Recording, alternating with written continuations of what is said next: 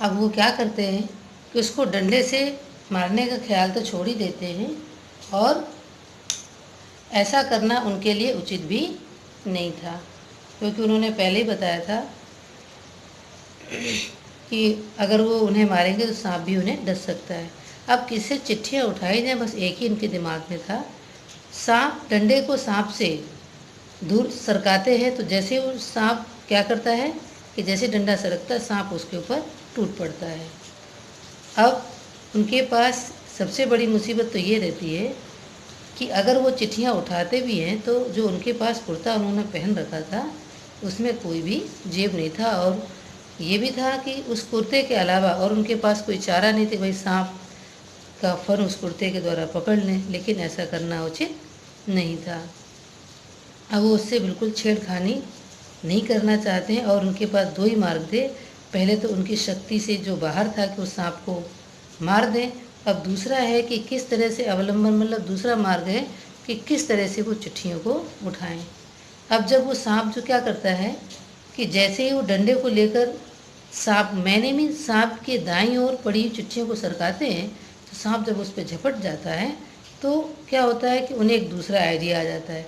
तो सांप का जो पीछे की ओर हुआ और धीरे धीरे चिट्ठियों को बढ़ा, मतलब दोनों के पैतरे बदल जाते हैं, और डंडा क्या होता है कि ज्यों ही चिट्ठी के पास जैसे पहुंचता है तो सांप फुंसार मारकर बिजली की तरह उनके उस पर गिर पड़ता है, मीन्स उससे फन मारता है, और वो इतनी जोर से कांप जाते हैं कि उनके हाथ संभल नहीं पाते हैं और डंडा उनके हाथों से छूट जाता है। अब वो इतने परेशान हो रहे हैं कि अब क्या करें, लेकिन होता क्या है, सांप का पैतरा बदल जाता है और तभी वो बिदक कर दूसरी ओर में जम मार करके दूसरी ओर खड़े हो जाते हैं, और जहाँ पर सांप के पास दो चिट्ठियाँ पड़ी होती ना वो उनके पैरों के पास होती, वो जल्दी से क्या करते हैं चिट्ठियों को उठा लेते हैं। उधर क्या करता है सांप इतनी जोर उन पे डंडे पे चोट करता है, फन मारता है, पी मीन्स है ना जहर का प्रमाण देता है कि ये जहर जो उसने डंडे पर दिया है वो आपके पैरों पर भी कर सकता है। वो इससे कायल, मतलब लेखक बता रहा है कि मैं तो उससे पहले ही कायल, मतलब मैं पहले ही जानता हूँ कि भाई तुम मुझसे बहुत ताकतवर है, लेकिन वो इस तरह का सर्टिफिकेट जैसा दिखाता है, मीन्स एक प्रमाण देता है कि मैं तुमसे हार नहीं सकता हूँ। और 3-4 बार फू फू करके वो क्या करता है डंडे पर चोट करता है, लेकिन वो डंडा जो है ना पहली बार ही इस तरह सांप के द्वारा अपमानित हुआ था। अब यहाँ लेखक ये बताना चाहता है कि जो डंडा हमेशा सांप को मार देता था उनका नारायणी वाहन था, लेकिन आज पहली बार उस डंडे के द्वारा वो सांप को नहीं मार पाए, और उस डंडे पे एक सांप ने प्रहार किया अपना जहर उगलकर। जिस तरह वो डंडे का उपहास में मजाक हुआ, जिस तरह उन्हें बहुत ही खराब लग रहा था। उधर फू फू की आवाज़ से और उनके इधर उधर उछलने और धमाकों की वजह से जो उनका छोटा भाई था ना वो बहुत डर जाता है, और भाई के नाते वो बहुत ज़ोर ज़ोर से रोने लगता है।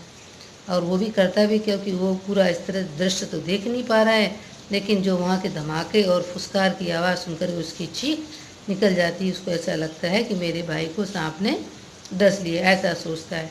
पर छोटे भाई की भी जो आशंका बेजा में से बेकार नहीं थी, क्योंकि दोनों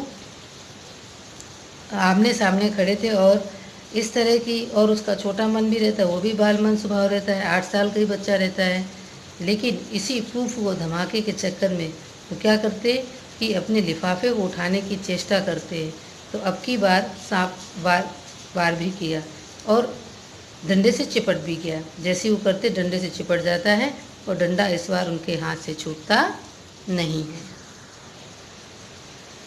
अब क्या होता है कि जो अपनी ओर खिंच जाता है और गुंजल मारता हुआ, मीन्स कुंडली मारता हुआ, फुचकारता हुआ, उनका जो सांप का जो पिछले वाला हिस्सा वो एकदम ठंडा होता है और उनके पैर से छू जाता है। वो उफ कितना ठंडा है। डंडे को मैंने वो क्या करते, एक और वो पटक देते हैं, और कहीं दूसरा बार पहले जैसा होता तो शायद उछल कर क्या होता कि वो खुद ही सांप के ऊपर गिर जाते और उनका जीवन खत्म हो जाता। इस तरह वो बता रहे हैं। हजारों ढंग बचने के निकले। यहाँ ये बताया कि अगर हम एक अच्छी दृष्टि से या मन की निस्वार्थ सेवा या भावना से जब हम कोई ऐसा दृढ़ संकल्प भी लेते हैं तो ईश्वर भी हमारी रक्षा करता है। बोला दैवी कृपा थी कि डंडा उनकी ओर खिंचाने से क्या होता है, सांप का आसन बदल जाता है और वो अपना लिफाफे में चिट्ठियाँ तीनों उठाने में सफल हो जाते हैं। अब क्या करते हैं कि अब वो वहाँ वापस, उन्हें तो चिट्ठियों की ही सबसे ज़्यादा ज़रूरत थी, तो क्या करते हैं, चिट्ठियों को जल्दी से, सांप की तरफ भी थोड़ा ध्यान रखते हैं, तो चिट्ठियों को जल्दी से धोती की छोर पे बांध देते हैं और अपने भाई से बोलते हैं कि भाई ऊपर की तरफ खींच ले, और उनका भाई खींच लेता है। अब उनको ऐसा लगता है उन्होंने जंग जीत ली।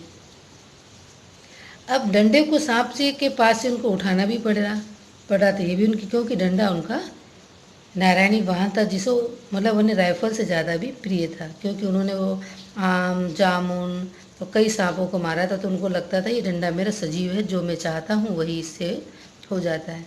लेकिन सांप उससे खुलकर उस पर धरना देकर, मीन्स उसके ऊपर ही बैठा हुआ था।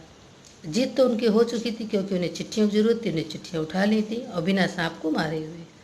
और लेकिन वो अपना निशान गंवा चुका था, मीन्स जो उनका डंडा था वो भी उन्हें बहुत प्रिय था। आगे हाथ बढ़ाते तो क्या सांप वार करता, मीन चोट कर देता। इसलिए कुएं के बगल से मिट्टी को लेकर क्या करते, दाईं तरफ फेंक देते हैं, और उस पर क्या होता है, वो झपट्टा मारता है और तभी वो दूसरी तरफ से बाईं ओर से उनका डंडा खींच लेते हैं और वो डंडा भी उठा लेते हैं। पर बात की बात, उसने क्या किया कि डंडा दूसरी ओर भी उसने वार कर दिया, मीन्स मिट्टी पे भी वार करता है और जैसे डंडा खींचता है तुरंत उस पर भी वो चोट करता है।